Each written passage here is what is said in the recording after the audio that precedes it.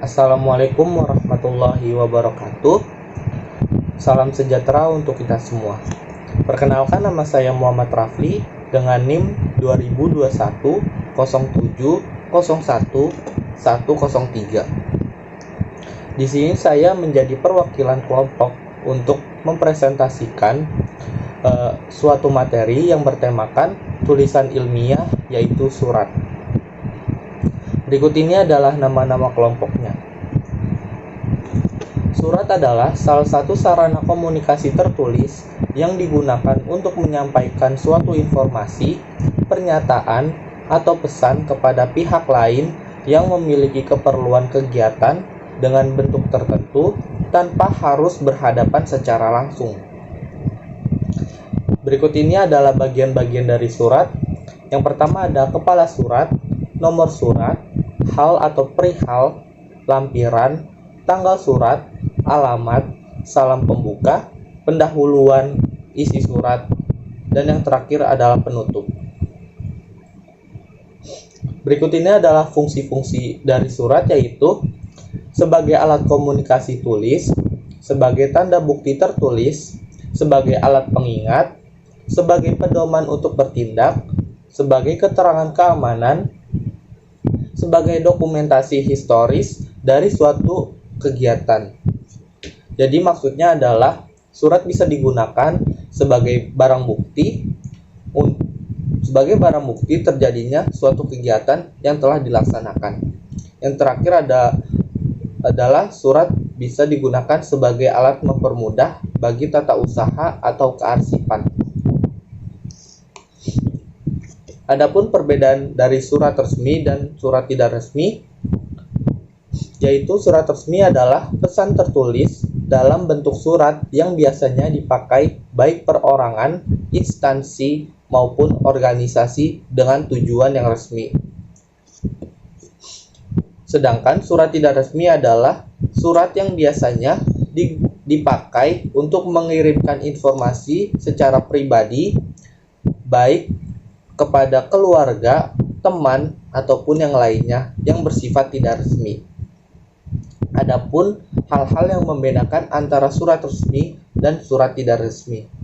Yang pertama ada kop surat atau kepala surat. Yang kedua ada nomor surat, hal, dan lampiran. Selanjutnya ada penulisan alamat dalam, salam pembuka dan penutup, format surat, dan bahasa. Biasanya surat resmi menggunakan bahasa yang baku dan surat tidak resmi menggunakan bahasa yang tidak baku atau bahasa sehari-hari. Bentuk-bentuk dari surat. Surat dapat digolongkan menjadi 3 berdasarkan segi bentuk, isi, dan bahasanya, menjadi surat pribadi, surat dinas, dan surat niaga.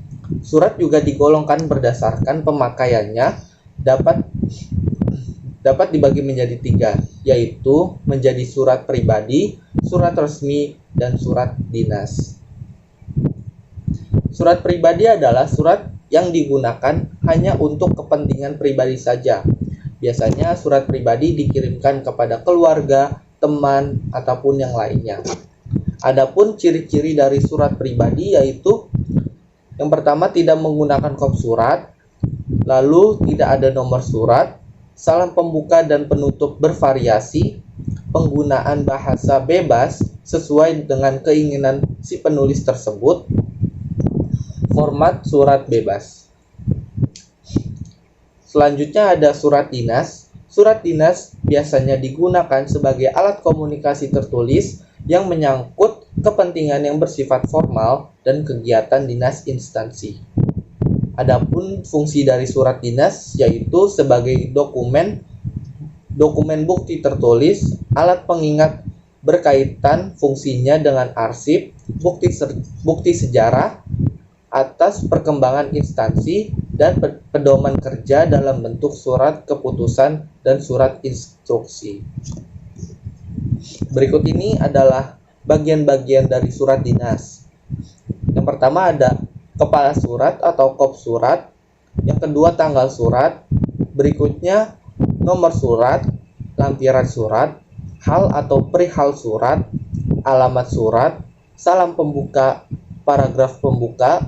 paragraf isi, paragraf penutup, salam penutup, tanda tangan, nama penanda tangan, lalu jabatan penanda tangan, tembusan, dan yang terakhir ada inisial. Berikutnya ada surat niaga. Surat niaga biasanya digunakan pada badan yang menyelenggarakan kegiatan usaha niaga, seperti industri dan usaha jasa. Surat niaga terdiri atas surat jual beli, kwitansi, dan perdagangan. Contoh dari surat niaga yaitu surat penawaran dan surat penagihan. Berikutnya ada surat resmi. Surat resmi adalah surat yang digunakan untuk kepentingan resmi baik perseorangan, instansi, maupun organisasi. Adapun ciri-ciri dari surat resmi yaitu yang pertama menggunakan kop surat apabila dikeluarkan oleh organisasi.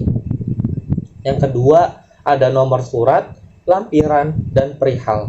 Berikutnya menggunakan salam pembuka dan penutup yang lazim.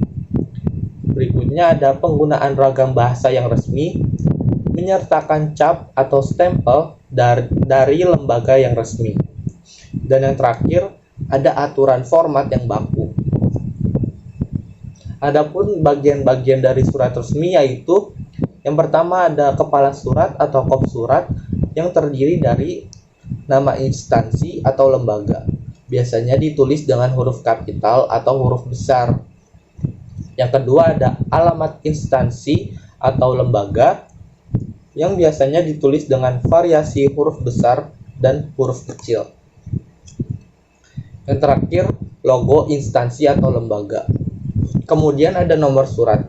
Nomor surat yaitu urutan surat yang dikirimkan. Selanjutnya ada lampiran yang berisi lembaran lain yang disertakan selain surat. Kemudian ada hal berupa garis besar dari surat. Kemudian ada tanggal surat. Kemudian alamat yang dituju. Kemudian ada pembuka atau salam pembuka. Lalu ada isi surat. Isi surat biasanya berupa uraian hari, tanggal, waktu, tempat, dan sebagainya. Ditulis dengan huruf kecil, kecuali penulisan berdasarkan ejaan yang disempurnakan atau EYD haruslah menyesuaikannya. Kemudian ada penutup surat yang terdiri atas salam penutup, jabatan, tanda tangan, dan nama yang biasanya disertai dengan nomor induk pegawai atau NIP. Dan yang terakhir ada tembusan surat. Tembusan surat yaitu berupa penyertaan atau pemberitahuan kepada atasan tentang adanya suatu kegiatan. Terima kasih. Segitu saja materi yang dapat saya sampaikan. Kurang lebihnya mohon maaf. Wassalamualaikum warahmatullahi wabarakatuh.